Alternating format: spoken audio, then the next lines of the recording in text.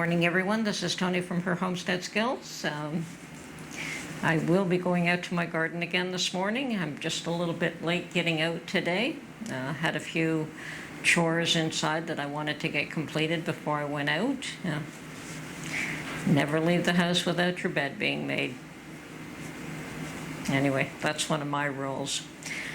So, yes, moving quite along nicely with the garden. I'm not overdoing it, thank goodness. Probably for the first time in my life, I've learned how to pace myself there.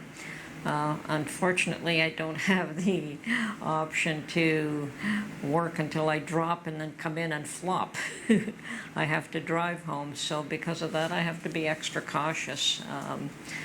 Because if you are totally exhausted, that is not a good time to be driving. The drive is not far. Yes, have to be careful. And actually, it's worked to my benefit. I feel stronger. I don't feel... I haven't hurt myself in any way, which is good. So, discipline is good. Anyway, I do plan to get out there, do a little bit of work, and after that, after I've come home and gotten cleaned up, I think I'm going to try and visit some shops to find out if any garden centers are open. Now, what has happened in my locale in the recent past was that the major garden centers, there were two of them that were quite substantial and not too far from me, that were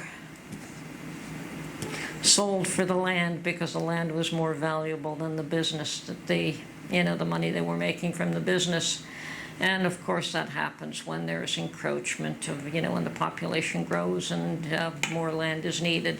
So yes, the land was definitely valuable. In the last 5 or 6 years, both of them were sold. I think one of them continued to operate for a year or so, but it's gone now.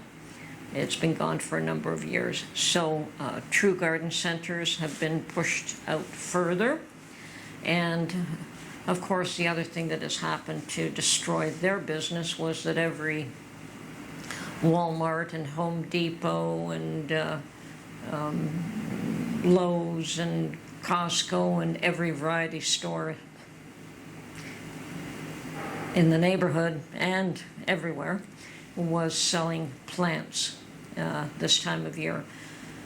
So of course that just cut into the business of all these garden centers, and I mean that is their peak season, and when that's taken away from them by everybody else, it's there's no value to them continuing to do business, which is a shame because you get the same plants in all these places, and it was only the garden centers, that the true garden centers that had unique plants and things like that. Now, there were a couple of enterprising young men locally to me a few years back, well, quite a number of years now, that took a variety store that was dying and actually was dead. Received no business whatsoever. The owner just sat there in the dark and did nothing and seemed to scowl at anyone that came in anyway, so people avoided him. Anyway, these two young men took that place over. Put lots of light in the place, brought new stock in, and a year or two later they learned that plants did well, and they started focusing on plants right from the get-go until as long as they could possibly continue to sell them throughout the season, throughout almost to the fall, actually into the fall. And they did extremely well, and they took a dying business, and they, as I said, they did extremely well to the point where they were encroaching on everybody else's spot outside in order to put all the plants they had for sale. So they eventually sold that place, and I found them a few years back. They had moved out of town. I didn't realize that what they did was sell that in an effort to get something larger. Good for them. So they found a place where they could actually expand and grow, and I found them a few years back, as I said, and that is where I picked up my asparagus root, which is something that you don't find in your Walmarts and your Costco's and things like that. These sorts of plants are important to be able to find, but I couldn't find them there. And their garlic, they had beautiful garlic that you could plant. So not only did they sell flowers and plants that you don't get normally now that they're out of town and they have all that space, they also sold local farmers' produce. So rather than farmers trying to open up a stand, they would take produce from the local farmers and resell it in their store. And they were doing extremely well. Ran into them a few years ago. Both young men were married now, and the wives also worked there. Good for them. And yeah, they had 10 times, 15 times the size of what they had in that little variety store. And they even had a place that within that facility that they could overwinter their plants that they didn't sell, so no loss there.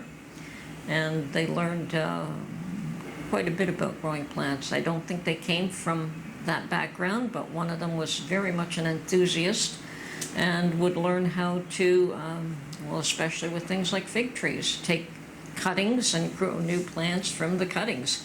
And yes, fig trees are easy to grow. I've done that myself. Unfortunately, I never had a place to overwinter them, and he was able to do that, and from a little stem grow large plants that he could sell for a substantial difference in cost. So anyway, I may go up and visit them. I know exactly where they are. I suspect that they will be open, and it should definitely be more of an interesting visit than what I would get from the local hardware stores. So, okay, that's my plan for today. Oh, and there is a feed store up north where I want to pick up some straw as well. I think using straw as a ground cover or as a cover for my plants will certainly help to keep the weeds down, and that is one of the issues that I do have with that garden plot. All around me are weeds growing. Just behind me, it's just tons of weeds, and there's that is not kept clean by those that look after it. So the weeds just grow into the garden, and it's an effort to try and keep that clean. Anyway, hope all your plants are doing well. Oh, and by the way, I did pick up some more seeds from Dollar Tree. I think they had them 3 for $1 or 3 for $1.25. I forget what the price was. I mean, everything at Dollar Tree is $1.25 here. It's not, or $1.50. I don't know what it was. But anyway, one of the packets of seeds was for bell peppers, and surprisingly enough, I've had bell pepper seeds that I've been trying to germinate for the last month, and not many of them did. And surprisingly, this little package, I put them between paper towels and in a plastic bag, and it's been about a week, and almost all of them have germinated. I'm going to let them grow a little bit larger before I take them and plant them in the pot, but surprise, surprise. Pepper seeds that are supposed to take forever to germinate, these little guys wanted to grow. So I think I will have pepper seeds after all. I won't have to buy any, at least bell peppers. There are so many different kinds of peppers, but we do use the bell peppers in cooking quite extensively, and hopefully they'll grow this year. Okay, so that is my garden update or plant update, and hopefully everyone is well immersed in their gardens and cleaning up and getting ready for planting. If some of you have already planted and are just waiting for the plants to grow. Oh, without trying to scare anybody, I would like to reiterate that probably we should be even more concerned with what is going on in the world today and taking steps and measures to look after ourselves, make sure that you have enough food in-house, stock up as much as you can while you can. I don't think that circumstances in the world are getting any better. They're actually becoming quite chaotic and disconcerting. And it seems that our leaders haven't got a clue. They haven't got a clue. They're either in denial or they're running away and not facing up to what is actually going on and dealing with it. And I don't know what they're doing. They're certainly not looking after their countries or their population. It's becoming abundantly clear that we're being lied to consistently, that they're telling us that everything's going to be fine. And I understand the reasons for doing that is to not create a panic situation, but when the panic hits, it's going to get really ugly. When the realization hits that you're being lied to and that things are far worse than what you're led to believe they are, then the panic will hit. And toilet paper aside, it's going to get really ugly. So, will it happen? I don't know. When will it happen? I don't know. I know that things just are not going well, and they don't seem to be getting any better. So, other than gardening, putting up all the food, medicine, water, anything that you can. When I buy my meds now, I buy them 3 months at a time if I can. And perhaps I should start doing it 6 months at a time rather than 3 months at a time, if they will allow me to do that. So I don't see why not, because I don't get a break on it. I have to pay cash for my meds. So I may have almost every nook and cranny in this place filled with food where I could find a place to stash it, but I have empty jars, and jars take up the same amount of space whether they're full or not. So I'm going to start considering what I have to put up in jars and start filling them up again.